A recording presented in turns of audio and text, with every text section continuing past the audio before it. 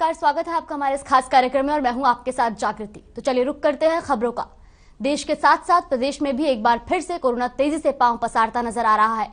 इसी के साथ कोरोना की तीसरी लहर की पाबंदियां भी लोगों के आम जनजीवन में लौट आई हैं। बढ़ते संक्रमण के मद्देनजर राज्य सरकार ने महामारी अलर्ट सुरक्षित हरियाणा की मियाद को 19 जनवरी तक के लिए बढ़ा दिया है। इसके साथ ही ग्रुप में 8 और जिलों को शामिल किया गया है। ग्रुप ए में पहले से ही प्रदेश के 11 जिलों को रखा गया है, जहां महामारी अलर्ट सुरक्षित हरियाणा की पाबंदियां लागू हैं। सभी 19 जिलों में बाजार शाम 6 बजे के बाद बंद कर दिए जाएंगे। इसके अलावा सार्वजनिक सभा, रैली, धरना प्रदर्शन करने पर भी प्रतिबंध लागू रहेगा। ग्रुप ए में शामिल होने वाले जिलों में बाजार के साथ साथ सिनेमा हॉल, मल्टीप्लेक्स, मनोरंजन पार्क और बिजनेस एग्जीबिशन को पूरी तरह से बंद करने के आदेश जारी किए गए हैं। वहीं सरकार ने जरूरी सेवाओं पर रोक नहीं लगाई है। इनमें राशन, दूध, मेडिकल जैसी जरूरी सेवाओं की दुकानों को छूट दी गई है।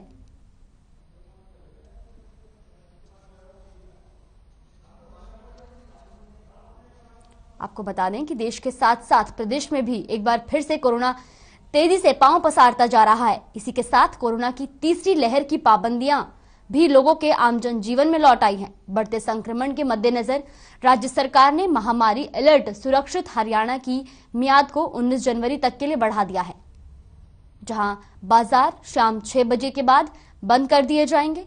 इसके अलावा सार्वजनिक सभा, रैली, धरना प्रदर्शन करने पर भी प्रतिबंध लागू रहेगा।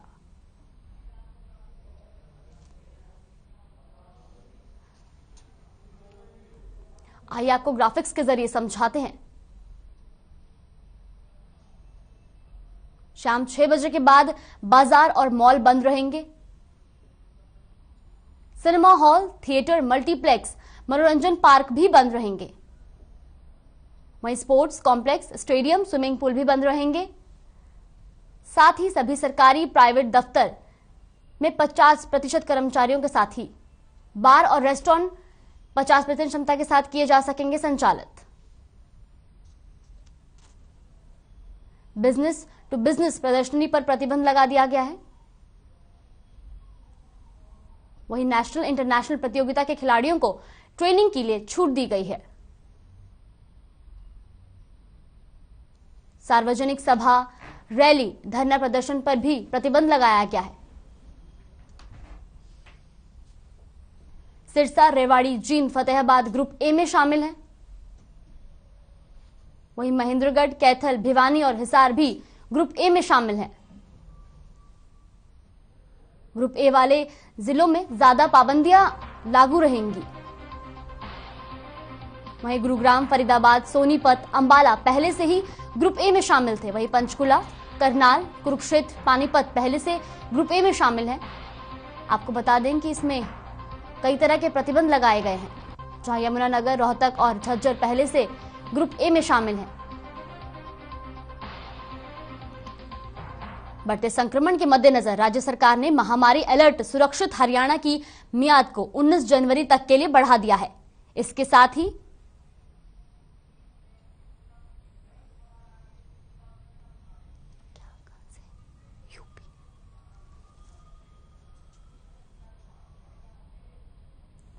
और इस वक्त की बड़ी खबर आ रही है उत्तर प्रदेश से, जहां उत्तर प्रदेश में यूपी की सियासत से जुड़ी बड़ी खबर आ रही है, जहां मंत्री स्वामी प्रसाद मौर्य ने इस्तीफा दिया है। बड़ी खबर उत्तर प्रदेश से, जहां कैबिनेट मंत्री के पद से स्वामी प्रसाद मौर्य ने इस्तीफा दे दिया है। यूपी चुनाव से पहले बीजेपी को बड़ा झटका लगा है। बड़ी खबर उत्तर प्रदेश से, जहां स्वामी प्रसाद मौर्य ने इस्तीफा दे दिया है। आपको बता दें कि कैबिनेट मंत्री के पद से इन्होंने इस्तीफा दिया है। ये यूपी सरकार में मंत्री थे। स्वामी प्रसाद मौर्य ने इस वक्त मंत्री पद से इस्तीफा दे दिया है। बड़ी खबर यूपी से, जहां मंत्री स्वामी प्रसाद मौर्य ने इस्तीफा दे दिया है। वही कैबिनेट मंत्री के पद से इन्होंने इस्तीफा दिया है। आपको बता दें कि यूपी सरकार में मंत्री थे स्वामी प्रसाद मौर्य। वहीं यूपी चुनाव से पहले बीजेपी को बड़ा झटका लगा है, जहां स्वामी प्रसाद मौर्य ने मंत्री पद से इस्तीफा दे दिया है। बड़ी खबर उत्तर प्रदेश से, जहां कैबिनेट मंत्री के पद से स्वामी प्रसाद मौर्य ने इस्तीफा दे दिया है। वहीं यूपी चुनाव से पहले ये बीजेपी को एक बड़ा झटका लगा है। आपको बता दें कि स्वामी प्रसाद मौर्य कैबिनेट मंत्री के पद से उन्होंने इस्तीफा दे दिया है। वहीं यूपी चुनाव से पहले ये बीजेपी को एक बड़ा झटका लगा है। बड़ी खबर उत्तर प्रदेश से लगातार हम आपको दिखा रहे हैं, जहां स्वामी प्रसाद मौर्य ने मंत्री पद से इस्तीफा दे दिया है। वहीं यूपी चुनाव से पहले बीजेपी को बड़ा झटका लगा है। वहीं कयास लगाए जा रहे हैं कि सपा का दामन थाम सकते हैं स्वामी प्रसाद मौर्य। मंत्री स्वामी प्रसाद मौर्य ने अपने पद से इस्तीफा दे दिया है। आपको बता दें कि कैबिनेट मंत्री थे स्वामी प्रसाद मौर्य। वहीं सूत्रों से बताया जा रहा है कि सपा का दामन थाम सकते हैं स्वामी प्रसाद मौर्य। तो यूपी चुनाव से पहले बीजेपी को बड़ा झटका, जहां कैबिनेट मंत्री पद से स्वामी प्रसाद मौर्य ने इस्तीफा दे दिया है। वहीं सूत्रों के जानकारी मिल रही है कि शायद सपा का दामन थाम सकते हैं स्वामी प्रसाद मौर्य। बड़ी खबर उत्तर प्रदेश से, जहां स्वामी प्रसाद मौर्य ने कैबिनेट मंत्री के पद से इस्तीफा दे दिया है। वहीं यूपी चुनाव से पहले बीजेपी को एक बड़ा झटका लगा है।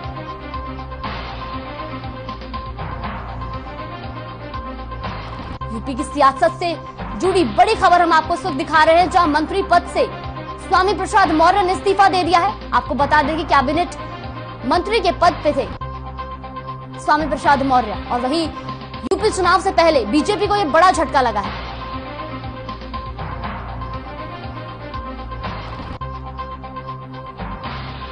आपको बता दें कि कैबिनेट मंत्री के पद से स्वामी प्रसाद मौर्य ने इस्तीफा दिया है।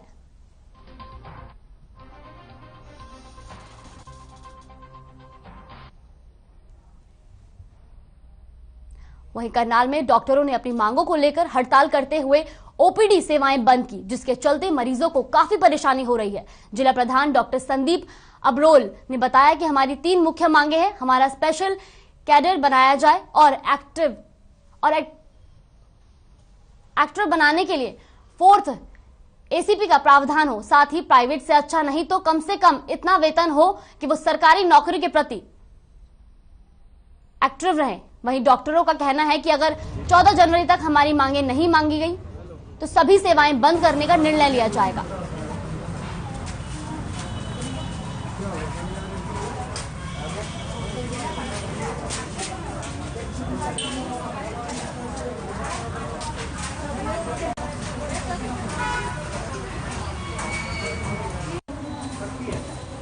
करनाल जिले के और हरियाणा स्टेट के तमाम सिविल हॉस्पिटल्स, सीएचसी, पीएचसी के डॉक्टर्स आज मास कैजुअल लीव पर हैं। हमारी जो कुछ डिमांड्स हैं जो सरकार से काफ़ी लंबे टाइम से लंबित हैं, उनको लेकर हमारी स्टेट बॉडी की कॉल पे हम लोग सभी मास कैजुअल लीव पर हैं। आज सभी ओपीडीज और इलेक्टिव सर्जरीज बंद रहेंगी। इमरजेंसी पोस्टमार्टम अभी हमने बंद नहीं किए हैं। इमरजेंसी कोई सर्जरी होगी, इमरजेंसी सर्विसेज पीछे ट्रॉमा सेंटर में चालू रहेंगी। सिर्फ ओपीडीज और इलेक्टिव सर्जरीज आज।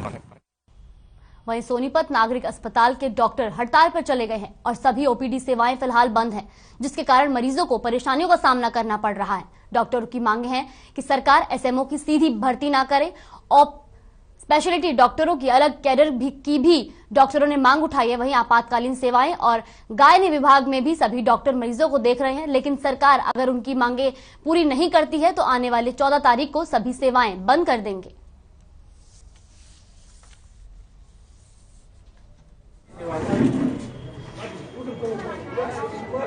आज की डेट में हमारे यहाँ स्पेशलिस्ट की इतनी कमी है कि सरकार ने 10-10, 12-12, 15-15, 20-20 बेड के आईसीयू तक बना दिए हैं, पर उनको चलाने के लिए एक भी डॉक्टर नहीं है उनको चलाने के लिए। वो एक भी स्टाफ उनके लिए अलग से नहीं रिक्रूट किया। लैब फैसिलिटी उसके साथ एसोसिएटेड नहीं है। सर्जन इस हॉस्पिटल में एक भी नहीं है। साइकेट्रिस्ट एक भी नहीं है। तो एक बात बताओ, ये आईसीयू चलेंगे किसके लिए? ये धर्मशाला के बेड नहीं है, ये आईसीयू बेड है। बेड का मतलब होता है नर्स, बेड का मतलब है डॉक्टर, बेड का मतलब होता है पेशेंट। हमारी 3 मुख्य मांगे थी जो हमने बार बार सरकार से मिले भी हैं। उसके लिए सरकार ने आश्वासन भी दिया है। पीजी पॉलिसी, स्पेशलिस्ट कैडर और एसएमओ की सीधी भर्ती का विरोध। लेकिन सरकार ने आश्वासन तो दिया है, लेकिन उनको मांग नहीं रही। हम बार बार मिले हैं। सरकार ने 31 दिसंबर तक का टाइम दिया था कि ये आपकी मांगे सारी पूरी कर दी जाएंगी। हमने फिर भी आगे 10-11 दिन उनका वेट किया, लेकिन सरकार ने नहीं मानी और सरकार का रवैया इनके प्रति टाल मटोल वाला है। इसलिए आज हमें मजबूर होकर ओपीडी सेवाएं बंद करनी पड़ी। अगली खबर रेवाड़ी से है, जहां कोरोना संक्रमण के खतरे के बावजूद भी आंगनवाड़ी वर्करों का धरना लगातार जारी है। वर्करों का कहना है कि सरकार ने 2018 में उनकी मांगों को पूरा करने का आश्वासन दिया था, लेकिन आज तक उनकी जायज मांगों पर ध्यान नहीं दिया गया है। वहीं ATU-TUC के राज्य प्रधान राजेंद्र सिंह ने कहा कि आज सरकार अपनी मांगों के लिए धरना प्रदर्शन तक महिलाओं को नहीं करने दे रही है। धरने दे रही आंगनवाड़ी वर्करें सभी कोविड-19 नियमों का पालन कर रही हैं, उसके बावजूद उन्हें पुलिस की धमकी देकर डराया धमकाया जा रहा है।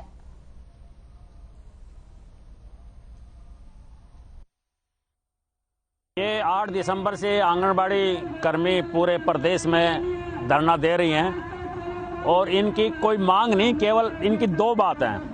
नंबर 1 है 2018 में जो खुद हमारे प्रदेश के मुख्यमंत्री ने जो समझौता किया था ट्रेड यूनियनों के आंगनबाड़ी यूनियनों के साथ, जिसमें मैं स्वयं हाजिर था, उन्होंने कहा था कि हम इनको कुशल और अर्ध कुशल का दर्जा देंगे और हर 6 महीने में हम इनकी महंगाई के हिसाब से इनका वेतन बढ़ाएंगे। और 2018 में ही माननीय प्रधानमंत्री ने कहा था 1500 रुपया 750 रुपया देंगे। तो हम हरियाणा सरकार से 2 मांग कर रहे हैं कि 2018 में जो आपने फैसला किया था, जो दस्तखत करवाए थे हमारे और आपने दस्तखत किए थे, आप उनको लागू करो।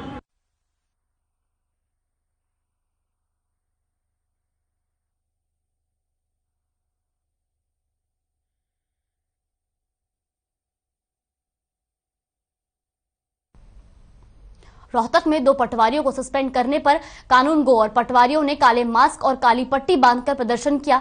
इस दौरान हरियाणा पटवारी एसोसिएशन ने राज्य प्रधान जयवीर चहल ने कहा कि ग्रीवेंस कमेटी में 2 पटवारियों को बिना कारण जाने उन्हें सस्पेंड कर दिया गया। अब हमारी मांग है कि उन्हें जल्द से जल्द बहाल किया जाए। साथ ही कहा कि अगर उन्हें बहाल नहीं किया गया तो प्रदेश भर के पटवारी आंदोलन करेंगे।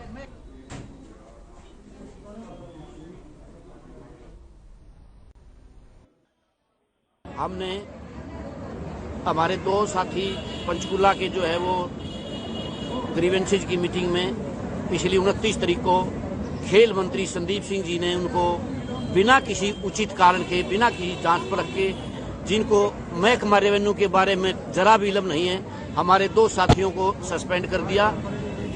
उसके विरोध में हमारे पंचकूला के साथी 10-12 दिन से लगातार धरने प्रदर्शन पर हैं।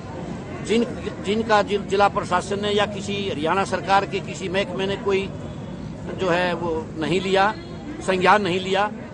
इससे अक्षुब्ध होकर के राज्य कार्यकारिणी ने हमारे राजस्व मिनिस्टर को, संदीप सिंह जी खेल मंत्री को और हमारे FCL साहब को, DLR साहब को, डिप्टी हरियाणा विधानसभा के स्पीकर ज्ञानचंद जी गुप्ता को पत्र लिखा, 2 दिन का अल्टीमेटम देते हुए कि या तो हमारे साथियों को तुरंत बहाल करो, अन्यथा हरियाणा भर में धरने प्रदर्शन आयोजित किए जाएंगे और तब तक जारी रहेंगे जब तक हमारे साथियों को बहाल नहीं कर दिया जाता। वहीं यमुनानगर में PTI टीचरों ने सरकार के खिलाफ मोर्चा खोल दिया है। जहां यमुनानगर जिला सचिवालय के सामने अनाज मंडी में प्रदेश भर से आए हुए सैकड़ों बर्खास्त PTI महिला पुरुष टीचर अनिश्चितकालीन धरने पर हैं, तो वहीं आज सुबह से भारी संख्या में बर्खास्त PTI टीचर सड़कों पर प्रदेश सरकार और शिक्षा मंत्री के खिलाफ नारेबाजी करते हुए शिक्षा मंत्री के निवास स्थान पर पहुंच गए हैं। वहीं PTI टीचर एसोसिएशन के संयोजक रामस्वरूप शर्मा ने बताया कि पिछले 3 दिनों से PTI टीचर नौकरी की मांग को लेकर यमुनानगर में धरने पर बैठे हुए हैं। 6 अक्टूबर 2020 सीएम ने वादा किया था कि आपके घरों के चूल्हे नहीं बुझने दूंगा, लेकिन इसके बावजूद नौकरी बहाली के लिए कोई कार्रवाई नहीं की गई।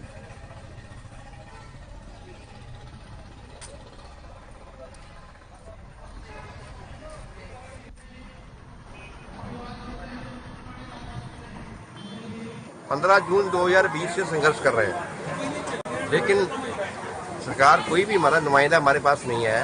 माननीय मुख्यमंत्री जी ने 6 अक्टूबर सन 2020 को ये वायदा किया था कि आपका चूल्हा नहीं बुझने देंगे, तो वो वायदा 15 महीने हो गए, आज तक पूरा नहीं हुआ है।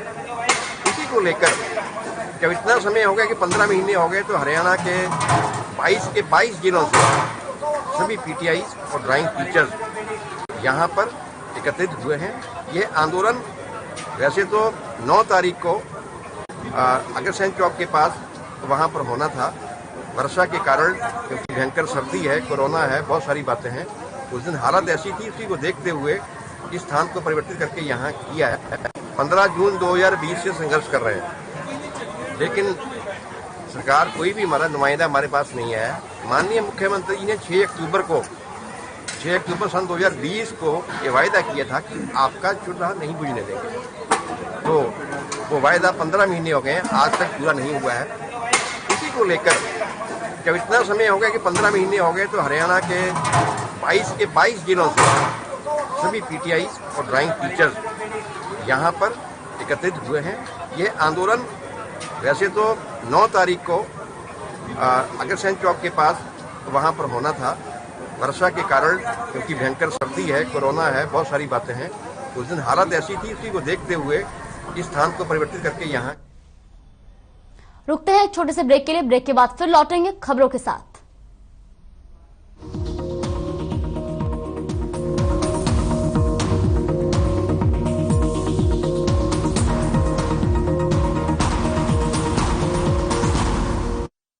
निरमा शुद्ध नमक कहीं से खरीद के रिफाइन किया गया नमक नहीं, ये पानी से पैक तक का सफर तय करता है निरमा के अपने 30,000 एकड़ के प्लांट में आधुनिक वैक्यूम इवेपोरेशन मेथड से। इसलिए इसमें अशुद्धि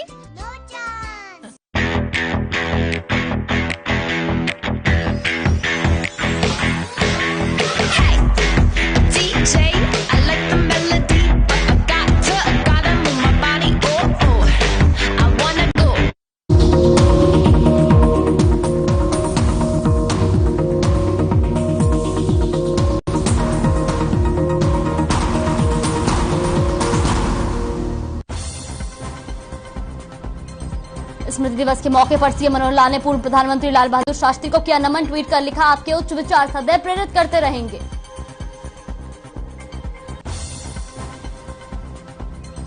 कोरोना के बढ़ते मामलों पर बोले परिवहन मंत्री मूलचंद शर्मा। कहा, परिवहन विभाग ने पूरी तरह से कसी कमर, सख्ती से करवाया जा रहा कोविड गाइडलाइन का पालन। देश भर में लगातार बढ़ रहे कोरोना के मामले। सोमवार को देश में 1,69,000 नए मामले। हरियाणा में पिछले 24 घंटे में मिले 5,736 नए पॉजिटिव केस। हरियाणा सरकार ने महामारी अलर्ट सुरक्षित हरियाणा की गाइडलाइंस को 19 जनवरी तक बढ़ाया। ग्रुप ए में शामिल किए गए 8 और जिले, अब 19 जिले लागू रहेंगी पाबंदियां। एसएमओ की सीधी भर्ती के खिलाफ प्रदेश भर में डॉक्टर हुए लामबंद। अस्पतालों में बंद की ओपीडी, मांगे पूरी नहीं होने पर सभी सेवाएं बंद करने की चेतावनी। जंपिंग जमांग करते दुष्यंत चौटाला का वीडियो सोशल मीडिया पर हो रहा वायरल। वीडियो में रस्सी कूद करते नजर आ रहे डिप्टी सीएम। 3 दिन पहले बताया जा रहा है वीडियो।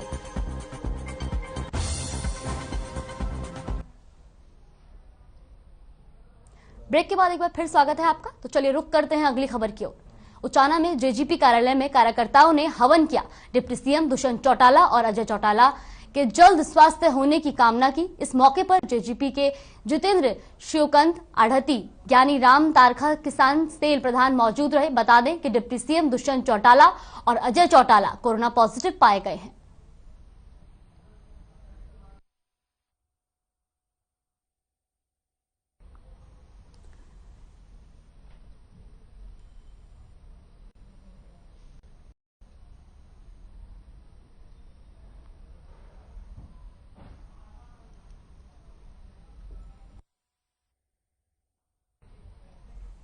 वहीं अगली खबर सोनीपत से है, जहां जनरेटर फैक्ट्रियों से निकलने वाला धुआं भी लोगों के लिए आफत बन रहा है। वहीं सोनीपत एक बार फिर एनजीटी के आदेशों की धज्जियां उड़ाती दिखाई दी। जहां जनरेटर से निकलते स्थानीय लोगों को हो रही सांस लेने में दिक्कत, वहीं बढ़ती ठंड के साथ साथ पॉल्यूशन भी अपना प्रकोप दिखा रहा है। ऐसे में प्रशासन को सख्ताई की जरूरत है। साथ ही सोनीपत में लगातार कोरोना महामारी अपनी चरम सीमा पर है। दिल्ली पास होने की वजह से 70% लोगों का व्यापार वहीं से होता है। ऐसे में लोगों की लगातार लापरवाही करते दिखाई दे रहे हैं।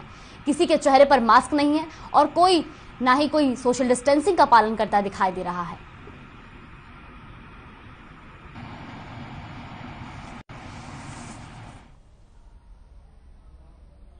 वहीं वहीं तरावड़ी शहर में बाबा रामदेव की पतंजलि ब्रांड के नाम से घी की पैकिंग किए जाने की सूचना के बाद पतंजलि की ओर से जांच टीम पुलिस प्रशासन के साथ फैक्ट्री में पहुंची, जहां छापा मारकर फैक्ट्री से पतंजलि की भारी मात्रा में पैकिंग सामग्री बरामद की।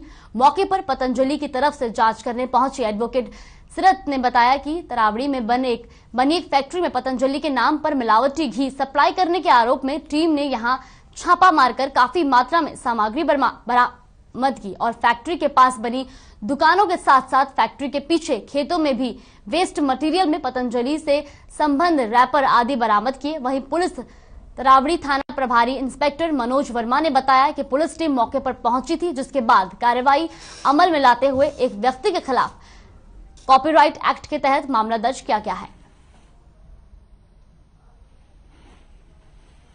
हमें इन्फॉर्मेशन मिली थी, हम पतंजलि की तरफ से आए हुए हैं। हमें इन्फॉर्मेशन मिली थी कि यहाँ पतंजलि का नकली घी बना जा रहा है जो मार्केट में सप्लाई हो रहा है। तो हमें जो इन्फॉर्मेशन मिली थी उसके हिसाब से हम यहाँ आए और यहाँ पे रेड करी और हमें यहाँ पे बहुत सारा इन्फॉर्मेशन मिला कि हमें यहाँ कैसे पैकिंग हो रही है। यहाँ पैकिंग मटेरियल मिला और यहाँ पे घी के डब्बे मिले जो नकली बनाए जा रहे और मार्केट में सप्लाई किए जा रहे। सील किया मैम कोई गोदाम वगैरह? अभी कोई गोडाउन सील नहीं किया बिकॉज ये इसमें ऑर्डर नहीं था सील का। हाँ, हमने जो माल नकली पकड़ा गया है और जो पैकिंग मटेरियल नकली पकड़ा गया है वो सील कर दिया।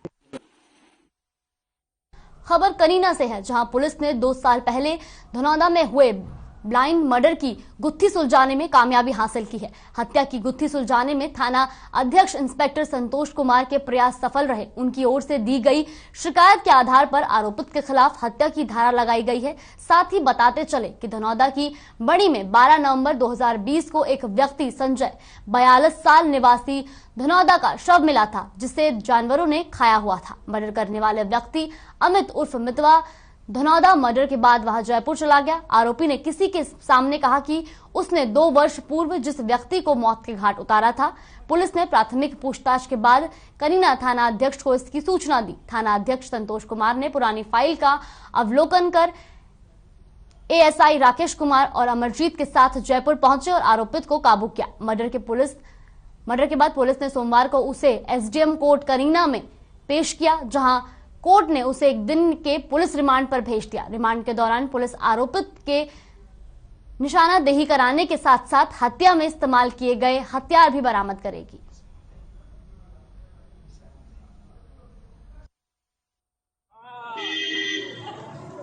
तो इस संबंध में हमने सूचना पे और तथ्यों को जो है दोबारा से जांच परख करके हमने 302 की एफआईआर दर्ज की और जो आदमी है जिसके बारे में ये बात आई थी, जिसने कबूल किया था, उसको हम लेके आए जयपुर से। उसको पूछताछ की गई तो उसने अपने जो गुनाह है, हत्या का जो गुनाह है वो कबूल किया, तो उसको अरेस्ट किया गया है।